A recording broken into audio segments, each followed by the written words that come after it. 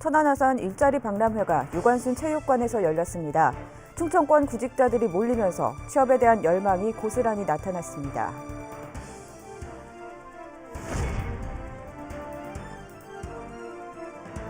탕정신도시 유치원과 초등학교 부지가 바뀔 수 있다는 소문이 돌면서 입주자들의 불안감이 커지고 있습니다.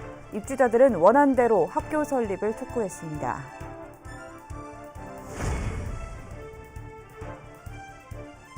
세종시가 국가 스마트시티 조성에 발맞춰 세종형 스마트시티를 추진합니다. 담당 부서를 확대하고 구도심에도 스마트시티를 접목할 계획입니다. 여러분 안녕하십니까? 티브로드 뉴스입니다. 천안과 아산 지역 구직자와 구인업체를 위한 일자리 박람회가 열렸습니다. 졸업을 앞둔 고등학생에서부터 어르신까지 충청권 구직자들이 한자리에 모였습니다. 장동원 기자입니다. 천안 유관순 체육관이 구직자들로 가득 찼습니다. 천안과 아산 지역 90여 개 기업과 중소벤처기업청, 고용노동부 등이 참가해 구직자들을 만났습니다. 구직자들은 취업을 앞둔 고등학생에서부터 새로운 삶을 준비하는 어르신들까지 다양했습니다.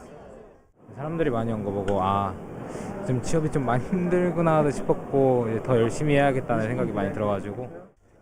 구인난을 겪고 있는 기업에게도 원하는 직원을 만날 수 있는 좋은 기회입니다. 지금 나가 있는 공고가 한 8개 정도 되거든요. 근데 지원자들 대부분이 저희 경력을 채용한다고 하더라도 경력이 없으신 분들, 그냥 무작정 지원하시는 분들이 너무 많고, 거기다가 일단 여기까지 왔다는 거는 진짜 면접을 보고 싶다라고 하시는 분들이니까 아무래도. 특히 올해 박람회에는 장애인 구직자들을 위한 별도의 장애인 채용관이 마련됐습니다. 20여 개 업체는 장애인 채용을 위해 부스를 마련했고 장애인 취업 연계를 위한 상담도 현장에서 이루어졌습니다. 장애인 공간이나 이런 데 하던데 그런 데 가서 해야 되잖아요. 근데 이번 기회에 이런 박람회를 통해서 직접 이렇게 많이 몰려와서. 올해 처음 마련된 장애인 채용관은 장애인 인식 개선에도 도움이 될 것으로 기대되고 있습니다. 일을 충분히 하실 수 있는 분들도 계시구나. 또한 어렵지만 신체적으로 어렵지만 우리 업체 속에서는 이렇게 할 수 있는 장애인들이 있을 수 있겠구나 하는 것들을 이런 자리를 통해서 알 수 있겠죠. 한편 천안시는 일자리 창출을 위해 구직자를 위한 맞춤형 사업을 추진하고 기업에게는 기술 지원을 이어간다고 밝혔습니다. 기술이 있으면서도 이제 자본이 없어서 생산을 못할 경우에 저희들이 그 우수한 기술을 선택을 해서 대학과 연결해서 연구를 시키고 거기 필요한 자금은 저희들이 되도록 하기 위해서 천안시에서 금년에 약 30억 예산을 처음으로 이렇게 확보를 해놨습니다. 이번 박람회에는 구직자 1,500여 명이 참여했으며 현장 면접 등을 통해 450여 명을 채용하게 됩니다. 티브로드 뉴스 장동원입니다.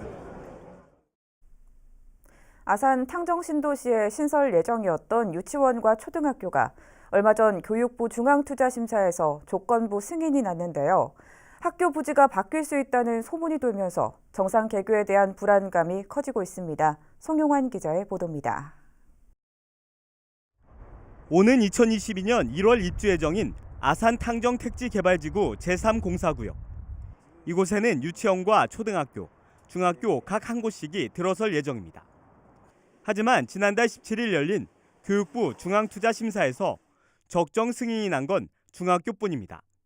나머지 유치원과 초등학교는 조건부 승인입니다. 부지 위치를 변경하라는 것이 부대 의견이었습니다.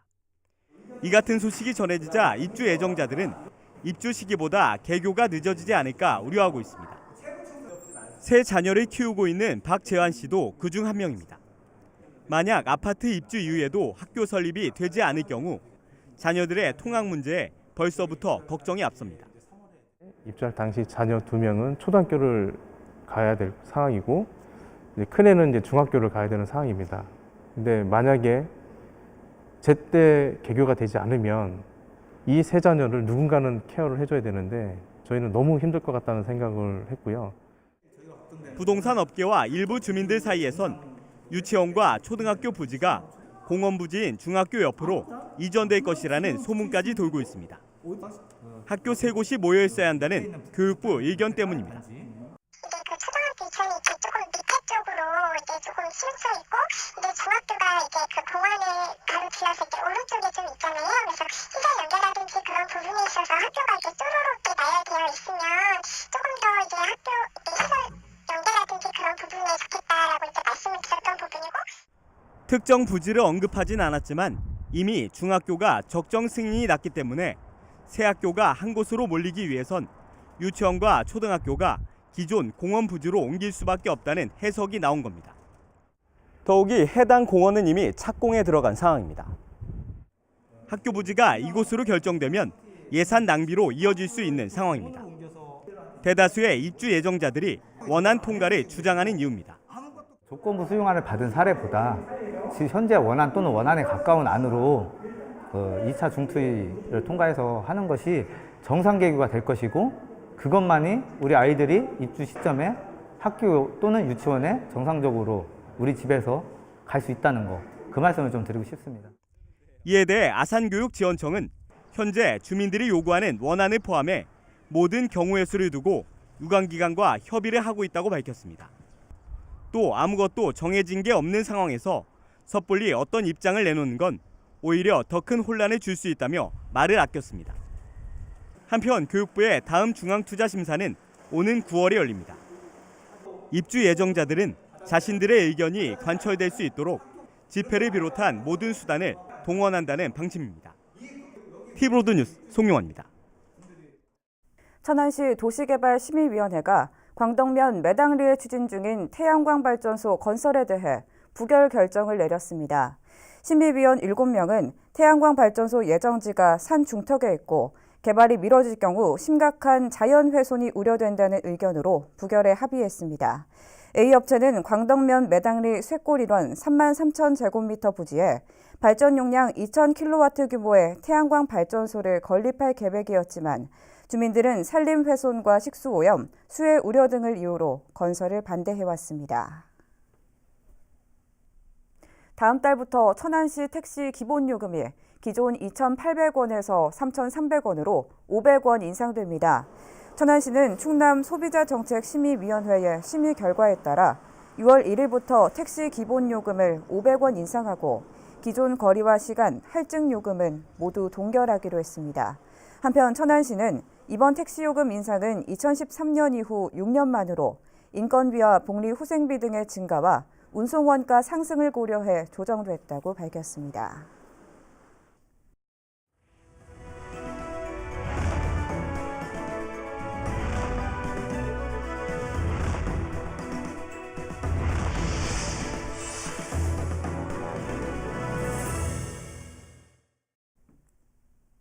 정부가 오는 2022년까지 세종시 연동면에 스마트시티 시범도시를 조성할 예정인데요.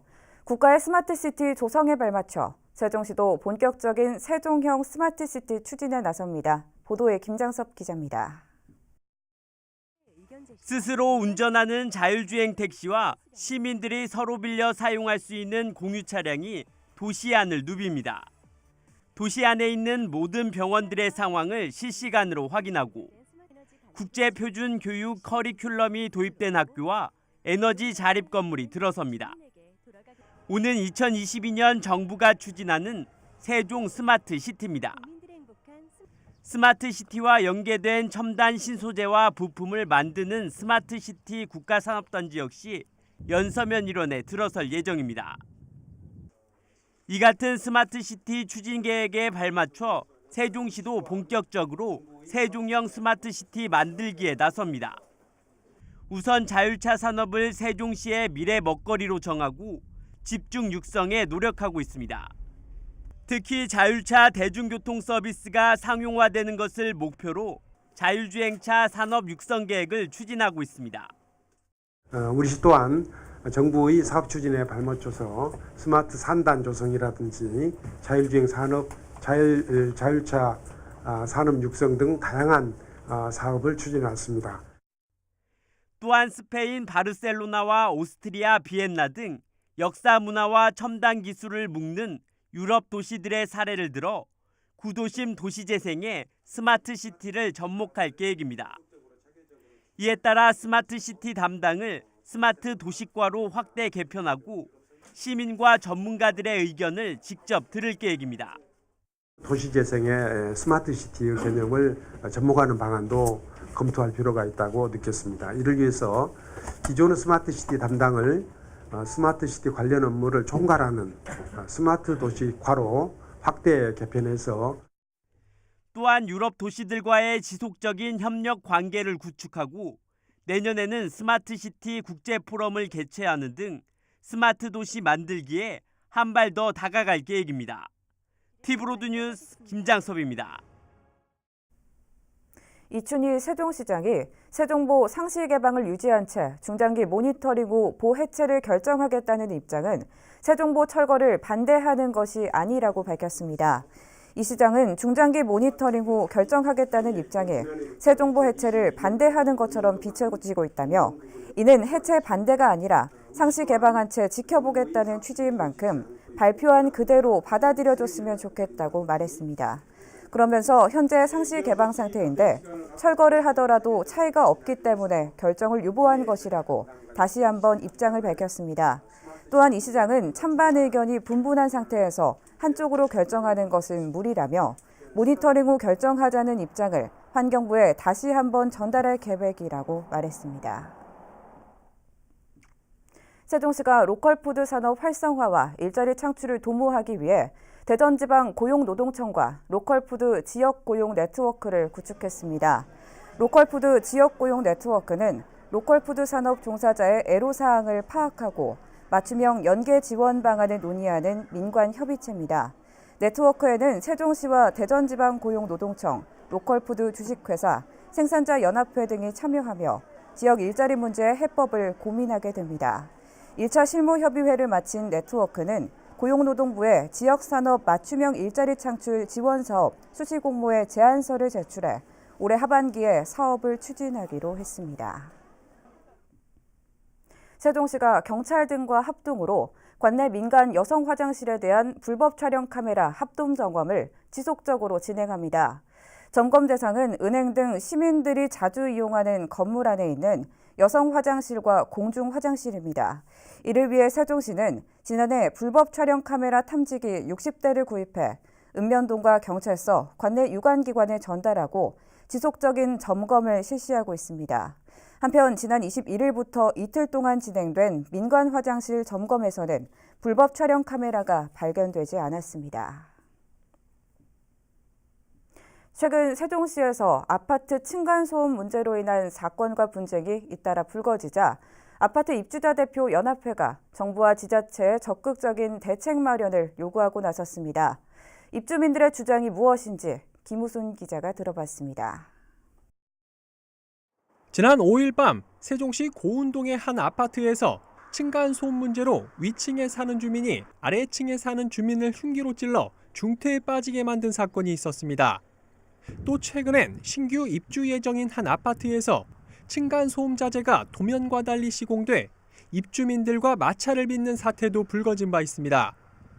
이처럼 층간소음 문제로 인한 사건과 분쟁이 이어지자 세종시 아파트 입주자 대표연합회가 정부와 지자체에 대책 마련을 요구하고 나섰습니다. 정부 세종청사에서 기자회견을 연 이들은 최근 감사원 감사 결과 층간소음이 애초 건설사가 집을 지을 때부터 소음 차단제를 제대로 넣지 않아 비롯된 하자인 것으로 확인됐다는 사실에 분노를 금할 길이 없다고 개탄했습니다. 실제 감사 결과를 보면 민간과 공공아파트 191세대를 대상으로 진행된 바닥 충격음 차단 성능 측정 결과 7세대를 제외한 184세대가 설계 등급보다 하락했고 이 중 114세대는 등회 하락 판정을 받았습니다. 이에 대해 세종시 입주자 대표연합회는 해당 감사가 서울과 경기도 아파트를 대상으로 이뤄진 만큼 신규 아파트가 대부분인 세종시에서도 층간소음제 시공 상태와 현황을 면밀히 조사할 필요가 있다고 주장했습니다. 민간 합동으로 층간소음위원회를 설치하여 세종시 아파트 전체 바닥 충격음 조사, 도면 및 실측, 공사일지, 감리 보고서 등을 수집하여 현황 파악 및 분석이 필요하고 현황 파악을 통해 하향 시공된 사실이 밝혀질 경우 건설사가 빼먹은 부당이득은 소비자에게 반환될 수 있도록 관계기관이 적극 나서야 한다고 목소리를 높였습니다. 아울러 현행 층간소음 법적 기준을 대폭 상향시키는 것은 물론 현재 시에서 운영 중인 아파트 품질검수단을 현실에 맞게 운영할 필요가 있다고 덧붙였습니다. 품질 검수단은 시공 단계에서부터 사실은 들어와 줘야 되는데요. 이미 준공이 다 끝난 상황에서는 측정한다는 게 무의미하기 때문에 품질 검수단 역할이 재정립되어야 된다고 생각합니다. 앞으로 세종시에선 약 10만 가구에 이르는 아파트가 추가로 공급될 예정입니다. 층간소음을 줄이기 위한 대책과 노력이 절실히 필요한 이유입니다. 티브로드 뉴스 김우순입니다. 행정중심 복합도시건설청이 행복도시에서 조치원 간 도로 확장 공사에 편입되는 전체 토지에 대한 보상액 통보를 완료했습니다. 이번 사업에 포함되는 토지는 모두 339필지로 행복청은 토지주와 세종시가 추천한 감정평가법인 등 3개 평가기관을 선정해 감정을 평가했습니다. 통보한 전체 토지의 보상 금액은 502억 원입니다. 행복청은 올해 말까지 500억 원에 달하는 예산을 확보하고 내년까지 토지 보상을 마무리해 공사가 원활하게 추진될 수 있도록 노력할 계획입니다. 한편 행복도시에서 조치원 간 도로 확장 공사는 4차로인 연기나들목에서 번암교차로까지 4.9km 구간을 6에서 8차로로 확장하는 공사로 2022년 개통을 목표로 추진되고 있습니다.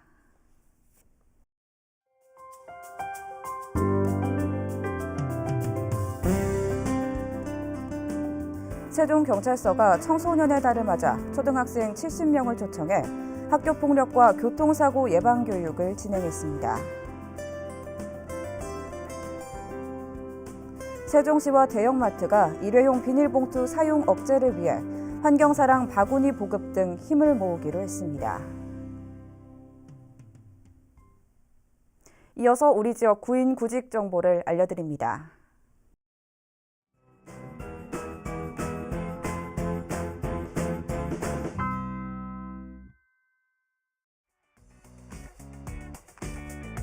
주식회사 탑PNC에서 반도체 분체 업무를 담당할 직원 4명을 채용합니다. 우편 팩스 또는 이메일로 지원 가능하며 문의사항은 041-562-7785번을 통해 안내받을 수 있습니다.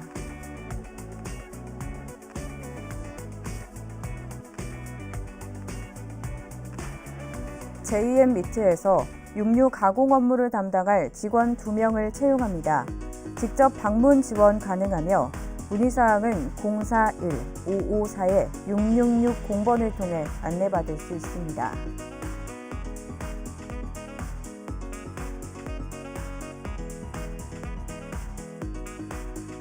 주식회사 DMS에서 시설관리 및 미화 업무를 담당할 직원 3명을 채용합니다. 이메일로 지원 가능하며 문의사항은 041-620-9546번을 통해 안내받을 수 있습니다.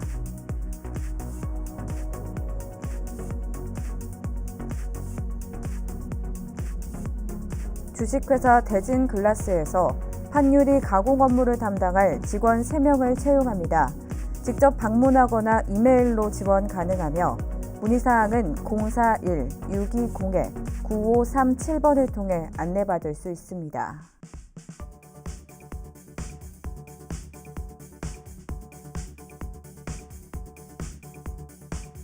브리스에서 반도체 생산 업무를 담당할 직원 3명을 채용합니다. 이메일로 지원 가능하며 문의사항은 041-620-9546번을 통해 안내받을 수 있습니다. 이상으로 뉴스를 마칩니다. 시청해주신 여러분 고맙습니다.